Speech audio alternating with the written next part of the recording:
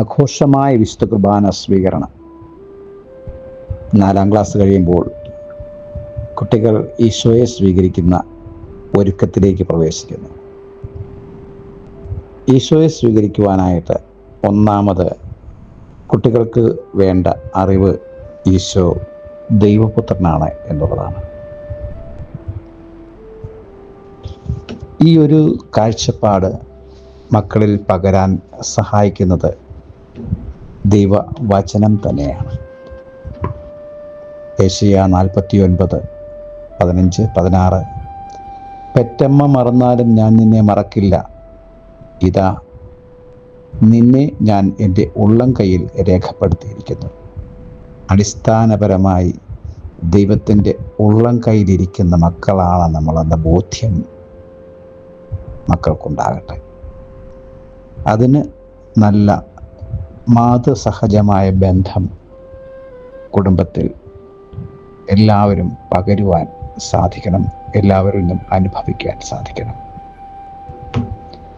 രണ്ടാമതായിട്ട് വചനത്തിലൂടെ കടന്നു പോകുമ്പോൾ നമുക്ക് കുട്ടികളിൽ ഈശോ ദൈവപുത്രനാണ് എന്ന ചിന്ത പകരാൻ സഹായിക്കുന്ന വചനം.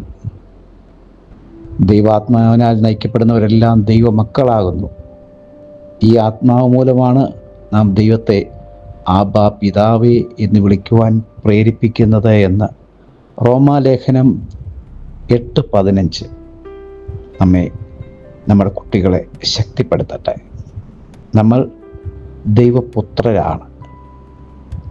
നമ്മൾ ദൈവപുത്രനാണെങ്കിൽ ഈശോ ദൈവപുത്രനാണ് എന്നുള്ള തിരിച്ചറിവിലേക്ക് കുട്ടികൾക്ക് വളർന്നു വരുവാൻ സാധിക്കും.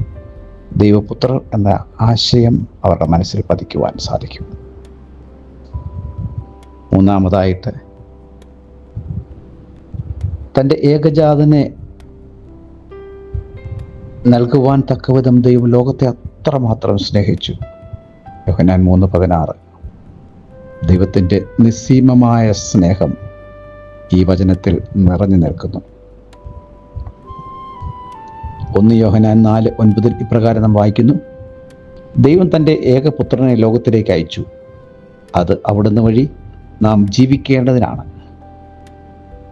ഇങ്ങനെ ദൈവത്തിൻ്റെ സ്നേഹം നമ്മിൽ പ്രകടമാക്കുന്നു. ദൈവസ്നേഹത്താൽ നിമഗ്നമായ ജീവിതത്തിലേക്കുള്ള വിളിയാണ് ക്രിസ്തീയ ജീവിതം. ഈ ബോധ്യത്തോടെ ഈശോയെ സ്വീകരിക്കുവാൻ വലിയ ആഗ്രഹം മക്കളിൽ ഉളവാക്കാൻ ഈ 5 വചനങ്ങൾ. അഞ്ചാമതായിട്ട് എത്ര വലിയ അനുഗ്രഹമാണ് പിതാവ് നമുക്ക് നൽകിയിരിക്കുന്നത്. നോക്കൂ, നാം ദൈവമക്കളെന്ന് വിളിക്കപ്പെടുന്നു. നാം അങ്ങനെയാണ് താനും. ദൈവമക്കളുടെ സ്ഥാനത്തേക്ക് നമ്മെ ഉയർത്തുന്ന ഒരു വലിയ പിതാവിൻ്റെ സാന്നിധ്യം പിതാവായ ദൈവത്തിന് നമുക്ക് അനുഭവിക്കാൻ സാധിക്കട്ടെ. പിതാവായ ദൈവം നമ്മെ സ്നേഹിക്കുന്നു. തൻ്റെ ഏകജാതനെ നൽകുവാൻ തക്കവിധം ദൈവം ലോകത്തെ സ്നേഹിച്ചു. നമ്മോട് കൂടെയായിരിക്കുന്ന ഇമ്മാനുവേലായി നമ്മോട് കൂടെയായിരിക്കുന്ന ദൈവത്തിൻ്റെ സ്നേഹം അനുഭവിക്കാനായിട്ട് ഈശോയെ നമുക്ക് സ്വീകരിക്കാം. ഇതിനായിട്ട് ഈശോ പഠിപ്പിച്ച പ്രാർത്ഥന നമുക്ക് പഠിക്കാം. സ്വർഗസ്ഥനായ ഞങ്ങളുടെ പിതാവേ, അങ്ങയുടെ നാമം പൂജിതമാകണമേ, അങ്ങയുടെ രാജ്യം വരണമേ, അങ്ങയുടെ തിരുമനസ്സ് സ്വർഗ്ഗത്തെ പോലെ ഭൂമിയിലുമാകണമേ. ഞങ്ങൾക്ക് ആവശ്യമായ ആഹാരം ഇന്ന് ഞങ്ങൾക്ക് തരണമേ.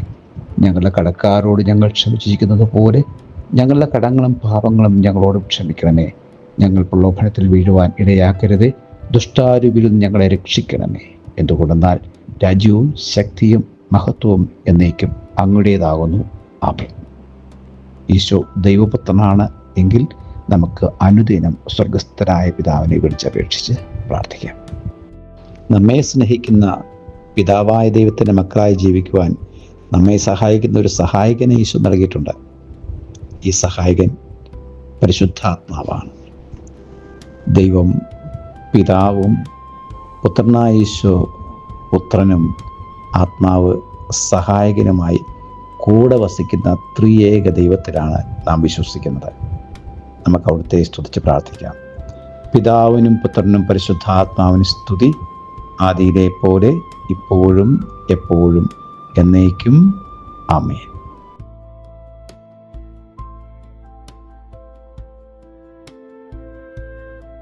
ഡിജിറ്റൽ യുഗത്തിലെ സുവിശേഷ പ്രഘോഷണത്തിനും വചന പഠനത്തിനുമായി വചനവയൽ ഒരുക്കുന്ന ആപ്പ് ബിബ്ലിയ.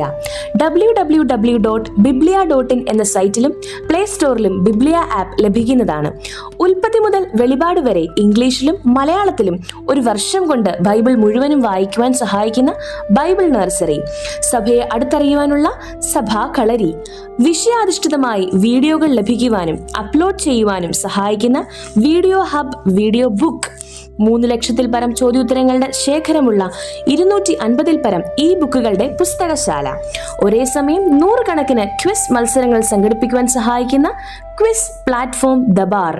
ഈ നവമാധ്യമ അപ്പസ്തോലേറ്റിൽ പങ്കുചേരാൻ ഇന്ന് തന്നെ ഗൂഗിൾ പ്ലേ സ്റ്റോറിൽ നിന്നും ബിബ്ലിയ ആപ്പ് ഡൗൺലോഡ് ചെയ്യുക.